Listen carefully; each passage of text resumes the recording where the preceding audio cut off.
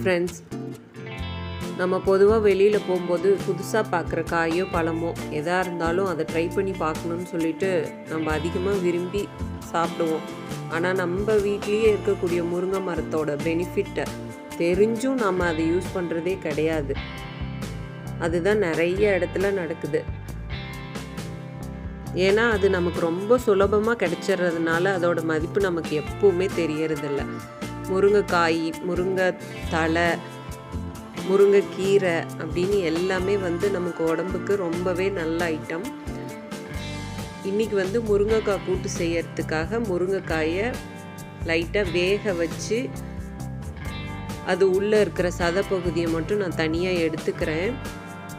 காய் அப்படியே போடுறத விட நம்ம அதோட சதைப்பகுதியை எடுத்து யூஸ் பண்ணும்போது வேஸ்ட் ஆகாது, சாப்பிட்றதுக்கும் ரொம்ப ஈஸியாக இருக்கும், விரும்பியும் சாப்பிடுவாங்க. அதே போல் கூட்டு செய்யறதுக்காக கடலைப்பருப்பை நான் ஒரு 2 விசில் விட்டு 3/4 பதத்தில் வேக வச்சு அதை நான் எடுத்திருக்கேன். கூட்டு செய்யறதுக்கு தேவையான ஐட்டம்ஸ்: பச்சை மிளகாய், இஞ்சி, தேங்காய், சீரகம் எல்லாமே தேவையான அளவு எடுத்துட்டு அதை நான் அரைச்சிக்க போகிறேன். ரொம்பவே டேஸ்ட்டாக இருக்கும். அதோட எப்பவும் முருங்கைக்கீரையை விரும்பி சாப்பிடாத குழந்தைங்க கூட இந்த முருங்கை அந்த சதைப்பை எடுத்து நம்ம செய்கிறதுனால விரும்பி சாப்பிடுவாங்க. அந்த கூட்டை கண்டிப்பாக ட்ரை பண்ணி பாருங்கள். நல்லா அரைச்சி எடுத்ததுக்கப்புறம் தேவையான அளவு ஆயில் சேர்த்துட்டு கடுகு, உளுத்தம்பருப்பு, சீரகம்லாம் போட்டுட்டு கருவேப்பிலை எப்பவும் போல் தாளிக்கிற ஐட்டம் சேர்த்து தாளிச்சிக்க வேண்டியது தான். நெக்ஸ்ட்டு தேவையான அளவு வெங்காயம் ஆட் பண்ணோம்.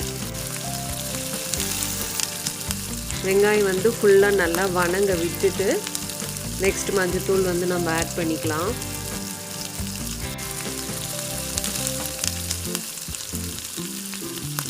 எப்போவுமே நமக்கு பக்கத்தில் இருக்கிறவங்க யாராவது பெரியவங்களோ வீட்டில் மூத்தவங்க இல்லைன்னா ஃப்ரெண்ட்ஸ் யாருன்னா அட்வைஸ் கொடுக்கும்போது நம்ம கேட்க மாட்டோம். ஆனால் ஹாஸ்பிட்டல் போயிட்டு டாக்டர் ஒரு விஷயத்தை சொல்லிட்டாங்கன்னா அதை அப்படியே ஃபாலோ பண்ணுவோம். இப்போல்லாம் அதிகமாக சைக்காட்ரிஸ்ட் டாக்டர்கிட்ட கூட நிறைய பேர் போய் ட்ரீட்மெண்ட் எடுத்துக்கிறாங்க. அப்படி தான் எந்த நல்லதுமே நம்ம கண்ணுக்கு தெரியறதே இல்லை.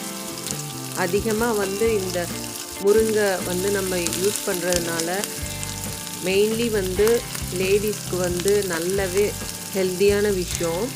அதோட உடம்புல இருக்கிற ரத்தத்தோட அளவை அதிகரிக்கும்.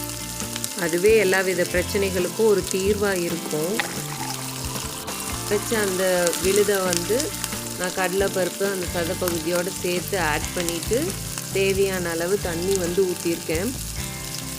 தண்ணி நல்லா கொதிக்கணும். உப்பு தேவையான அளவு ஃபஸ்ட்டே நம்ம ஆட் பண்ணிக்கலாம். அளவாக பார்த்து போடணும். நெக்ஸ்ட்டு அதோட காரம் வேணும்னா நம்ம மிளகாத்தூள் போட்டுக்கலாம். ஏற்கனவே நம்ம அதில் பச்சை மிளகா போட்டு அரைச்சிருக்கிறோங்கிறது ஞாபகம் இருக்கணும். அதுக்கு தக்கன நம்ம காரம் ரெடி பண்ணிக்கலாம்.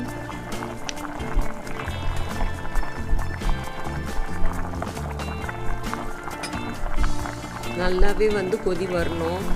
ஃபுல்லாகவே தண்ணி நிறக்க ஊற்றி அது சுண்டந்தினியும் விட்டோம்னா தான் கூட்டு ரெடி ஆகும். நம்ம போடும்போது கடலைப்பருப்பும் அதோட சதைப்பகுதியும் லைட்டாக தான் வேக வச்சு எடுத்து போட்டிருப்பேன். இப்போ அந்த கூட்டு கூட அந்த மசால் கூட சேர்ந்து வேகும்போது அது கரெக்டான ஸ்டேஜுக்கு வந்துடும். நல்லா வெந்ததுக்கப்புறம் தேவையான அளவு உப்பு மறுபடியும் சரி பார்த்து போட்டுக்கலாம். காரம் வேணுனாலும் ஆட் பண்ணிக்கலாம். லாஸ்ட்டாக இதில் பெருங்காயத்தூள் கொஞ்சமாக லைட்டாக சேர்த்து இறக்கணுன்னா போதும். கம்மியான இன்க்ரீடியன்ட்ஸ் தான், ஆனால் நல்லா டேஸ்ட்டாக இருக்கும். கண்டிப்பாக எல்லாருமே நல்லா விரும்பி சாப்பிடுவாங்க. ரொம்ப ரொம்ப ஹெல்த்தியான ஐட்டமும் கூட. இனி ஒவ்வொரு முருங்கைக்காய் சீசன் வந்தாலும் காய் வேஸ்ட் ஆகாமல் இதை நம்ம அடிக்கடி ட்ரை பண்ணலாம். தேங்க்யூ.